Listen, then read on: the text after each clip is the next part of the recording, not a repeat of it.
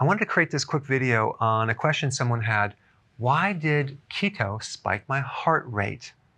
So let's just go through this. Normally, if your pulse rate is higher, it's because you have low potassium, and that could come from eating too much sugar, or actually taking too much salt, which indirectly lowers the potassium because potassium calms the heart down. Or let's say you're taking diuretics, that could deplete your potassium, or you're not consuming enough vegetables. So potassium is like the most important thing for regulation of heart rate. The other thing is if you're deficient in potassium, it can cause the heart to work harder and it can make a pounding sound. You can even hear it in your ear, and that usually comes from consuming a lot of carbohydrates or sugar or something like that.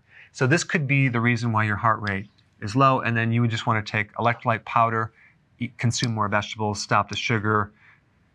You could consume more salt as you have more potassium.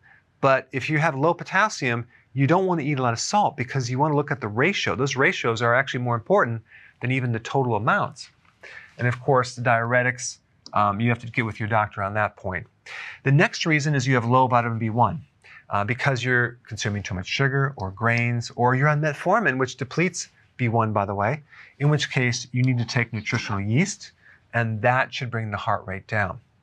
There's one last thing, the gallbladder. When you start keto, you're doing more fats. If you are not used to that many fats, and you can't tolerate that many fats, that can create pressure on the organs and congestion, and actually indirectly put pressure on the heart, which could speed up the pulse rate. These two are not the issue. Then what you do is you want to cut down on some of the fats, especially MCT oil, the little keto bombs, and any extra types of fats that you're consuming. Just cut that down a little bit, and that should help you. One other thing you could do is you can actually massage the little bile ducts around that area. I put a link down below. It's called gallbladder flushing. You're not actually flushing out the gallbladder, but you're actually releasing the pressure. That's something you can do as well if you feel a lot of bloating, especially after eating. All right, thanks for watching.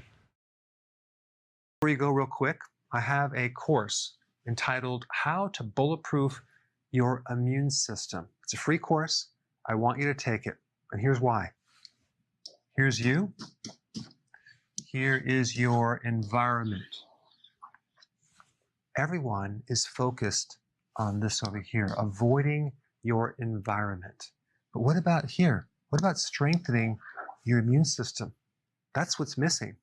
This course will show you how to bulletproof yourself, and so you can tolerate and resist your environment much better by strengthening your own immune system. I put a link down in the description right down below. Check it out and get signed up today. Hey, before